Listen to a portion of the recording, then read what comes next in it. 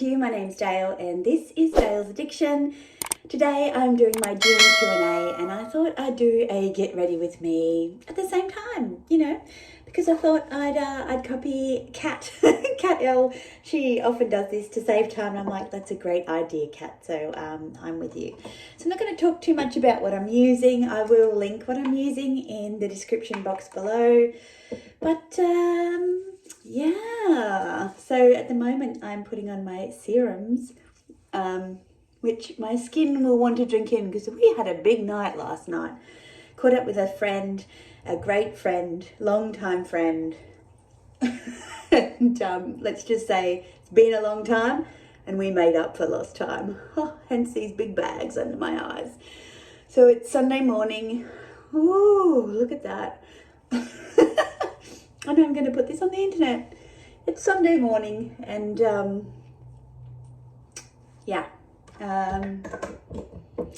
things are not looking as good as they could.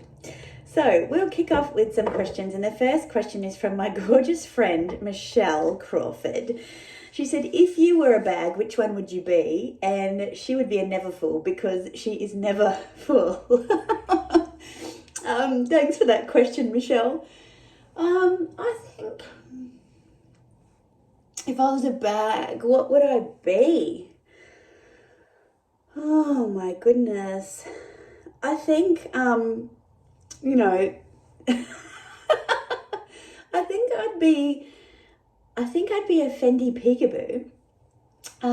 But I'd be a peekaboo probably in the medium size, a size that I don't have, because versatility, great top handle, crossbody, on the shoulder, and it's got that little, sneaky peekaboo, flap there, a bit playful, comes in so many different colours and options. Let's get this onto me.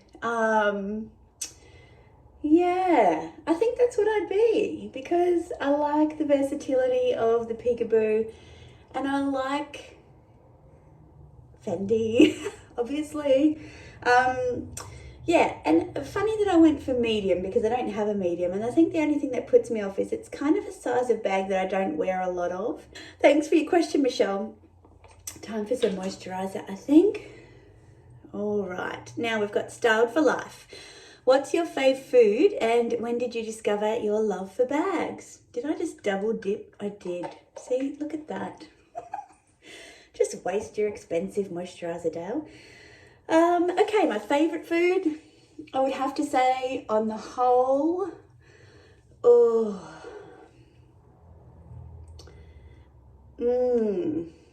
my favourite food.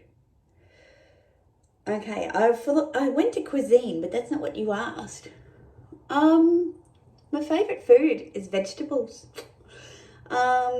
I love salads. I love vegetable dishes, so baked vegetables. I just love how versatile they are. I love how seasonal they are. I love how you feel when you eat vegetables. When I was sick recently, all I wanted was like nutrition, and I got straight on the online delivery service for our local supermarket chain and I just ordered so many veggies and I made this beautiful immune boosting soup with chicken and kale and turmeric and ginger and garlic. Oh my God, it was so good. It makes me, maybe I'll go and buy those ingredients and make that today. Might be like little hangover power food kind of situation. That would be good. Okay, thank you. And when did I discover my love for bags? I was probably, if I think about it, I get asked this question a lot, and every time I kind of dive deeper into my past, my love for bags, I think, would have come, right back at school. We didn't have a lot of money growing up, but one thing I always remember is that we got a new school bag at the beginning of each school year until I got to high school where the bag was part of the uniform. But in primary school, you could pick your own bag. And I remember so looking forward to back to school time to be able to pick out my new backpack for school. Through high school, as I said, we had a uniform bag. But year 11 and 12, where I grew up, was free dress. So you wore whatever you wanted. And the bags that I took to year 11 and 12 were satchel bags. If I can find like a picture, they're kind of like a laptop bag, I suppose, but they had like the little clips. Yeah, and I used to wear those. It was like a very Beverly Hills 90210. Jeans, I used to wear knee-high boots under my jeans, a little twin set and this satchel bag. Yep. So I'd say it started way back then. And then obviously luxury handbags didn't come for some time after that. Probably another 12 years, so my late 20s, early 30s. And that was simply because I wasn't in a situation where I could even think about buying those sorts of things. And in a relationship where that would not have been encouraged, let's just say. So, yeah. Thank you for making me remember those days at school. Vicky Krager Smith, what's your favourite hobby or thing to do in your off time? Couple of things.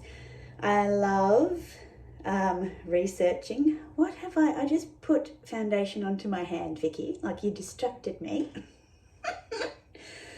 Oh, it's been a day. Look at that. That's what I did. Oh, okay, we'll save it. It's fine. I love gardening.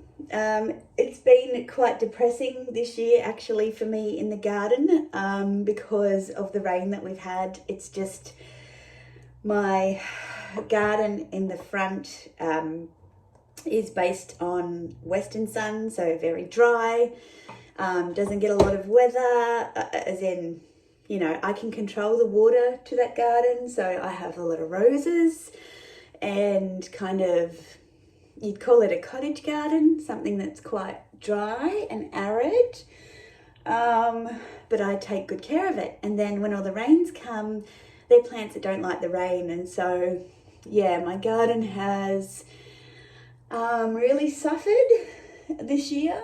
I've had to do a lot of work on my roses. Anyway, without going into all the detail, I love gardening. I love cooking. I love cooking when it's not a chore, and I love to discover new ways of preparing simple kind of food. What else do I like to do? Obviously, I research quite a bit. I want to get back into my fitness now that my COVID has dissipated.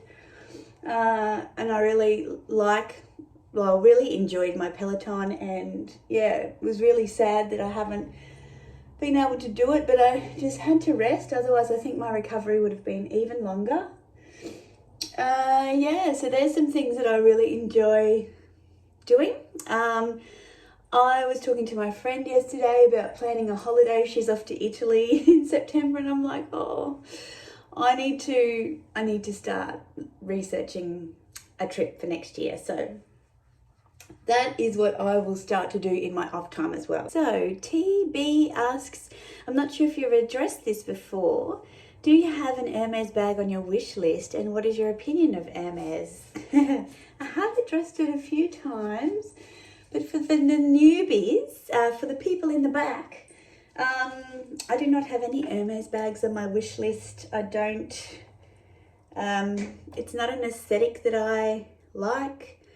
I don't buy into the whole nostalgia and brand and craftsmanship that they offer with their designs. I think they're really dated. For me, I just don't think they're very functional. It's one of the things I love about Fendi, and how for such an old house, it's very modern, and the classic bags from Fendi are modern classics. So 1997, 2007 for the peekaboo. They're more suited to the way I live, and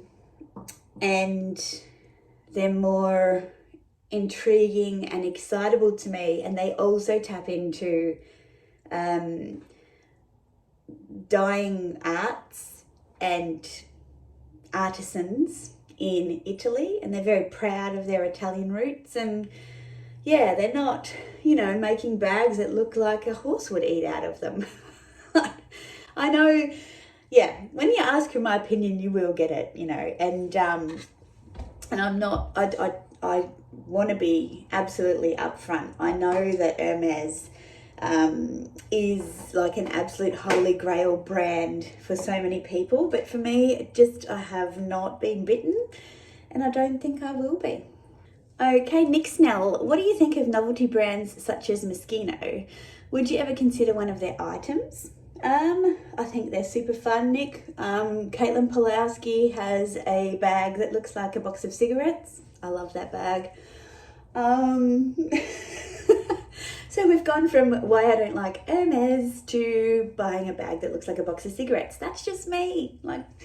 That's my vibe. So yeah, I would, but we don't have a lot of Moschino here where I live, and usually when I'm traveling there's a lot of other things that I'm looking at, so if it's not in my line of sight, I'm probably not going to buy it. And Nick's second question, what has been your rose and what has been your thorn of having a YouTube channel, and would you change anything if you could start the process again? Oh, well, my rose is obviously the friendships that I've made. I mean, case in point, you guys and the work that you did to help me source my peekaboo that's still on the way, that was just so touching to me, really, really special to be thought of, and to have people go out of their way and make an effort to try and make that happen for me was just unreal.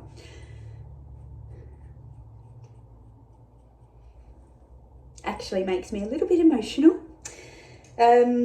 Just recently I had Michelle, who asked the first question here, kind of had an epiphany, and she bought the bag and said, I've bought it for you. And yeah, and I'd already secured one, but she said, I was getting a message to say, I need to get this for you, Dale. And I mean, how amazing is that? So that's my rose, absolutely, without doubt. My thorn is probably the fact that even though I say I started just to share my interest with people, and I did, but in hindsight, I feel like I could have been much more smart about starting, I never had an established Instagram for sharing my bags, and what I realize now is that Instagram and YouTube work so well together for cross-promoting the content, because you put so much effort into your content. I think it's like anything, you want to get better at things and you want to do better, and why you started isn't necessarily why you continue. So I feel like I would have had a bit more of a strategy. I would have probably spent a lot more time on my Instagram to start with and build up a following there, and then started YouTube probably a little bit later to leverage, the Instagram following. Yeah, probably would have, well, I wouldn't, no. Yeah, that's it. Italy Girl 72, I want to purchase my first Fendi bag, but it's so hard to choose. What would you recommend? Two things for me. I would recommend either the mini baguette, if you want something iconic and functional and affordable, the mini baguette.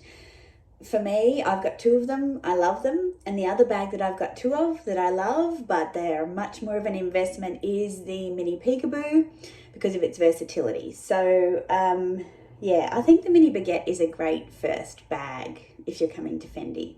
Okay, Sandra Matthew. Hi, when you love the look and shape of a bag, are you accepting that it might be fussy and not practical to use, or has it to be a whole yes in every detail for you? Well, Sandra, I think you know the answer to that question, but seems you asked for the benefit of others. Yeah, if I love the shape of a bag, I don't care how practical it is. It's kind of a bonus if it's practical. My Fendi Nano Baguette, my Louis Vuitton Petite Boîte Chapeau, sorry for those who always correct me. The Fendi first, I mean, practical, but on the surface of it, it doesn't look that practical. What else do I have that's not entirely? The Chanel heart bag, not practical. Yeah, so no, if I love the shape of it, then I'm getting it. I don't care if it's practical or not. Just gonna finish off my face with some of this Tom Ford Hyaluronic Energizing Mist. I love this for a nice dewy complexion.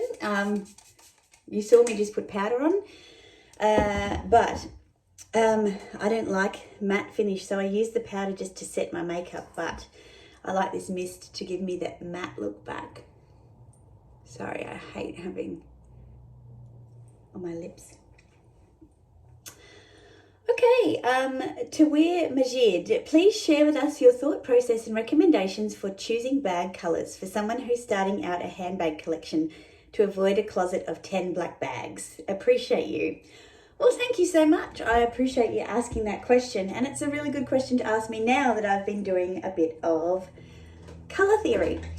So, how do you choose colours for your bags? The first thing that I would do is have a look at your wardrobe and section your wardrobe into colours. So, white tops, black tops, grey tops, blue tops, green tops, pink tops, whatever. And when you look at that and you see what you have the most colours of that aren't black or white, because they're, you know, pretty much neutral, got something, there we go. Those are your colours. So pick those colours. That's what I'd suggest. And because those colours will go with white and black, and they're colours that you naturally love and are drawn to, they'll also go together so that you can have like a tonal look about your wardrobe. I never understand why people buy red bags that don't wear red, because then you make your outfit all about the bag, whereas if you wear red, your bag complements your outfit, it's not your whole outfit. And something that I think is the difference between you know, loving bags and loving fashion and style is how you put the whole thing together. Because if you don't care about your outfit, you just throw in a bag, you've kind of done the bag a disservice, in my opinion. So yeah, that's how I choose colours. Good luck with that. Kaylee Carroll, always good to see you in the comments, Kaylee. I'd love to know, when did Fendi become your favourite fashion brand and why? And also, what is your other favourite handbag besides Fendi? And are you going to do any in-person collaboration with people you have done?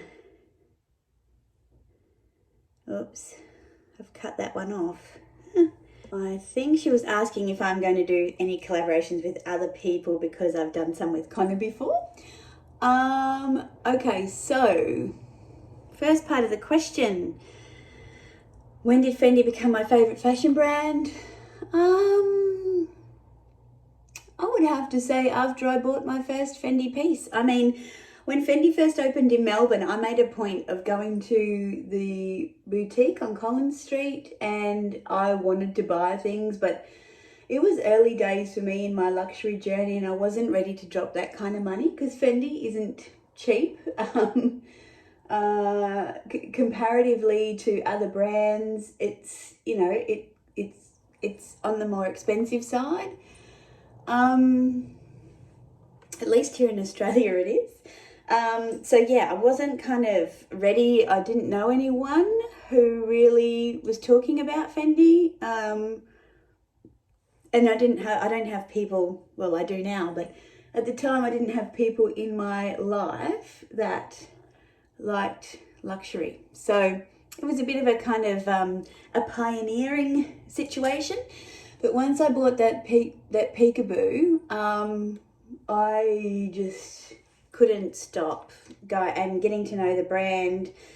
I've always admired how, you know, they have been modern pioneers with new bag designs in this day and age. Like, that's a big thing to be able to do that. And Silvia Venturini Fendi is unbelievable. Like, she is so underrated. If you don't know what she does at Fendi, you know, she's amazing. She designs the menswear, she does all the accessories. Yeah, she's just like this quiet, humble, under the radar designer that does amazing things, and she's behind both the baguette and the peekaboo. So, like, she's amazing. And I love the fact that Fendi, you know, still have the women of the Fendi family involved in the business, even though it's, you know, now owned by LVMH. So, blah, blah, blah. Love it. Who else do my favourite handbags? I love Louis Vuitton. I really do. Chanel for me has been like a on again, off again. I love the whole experience of Chanel.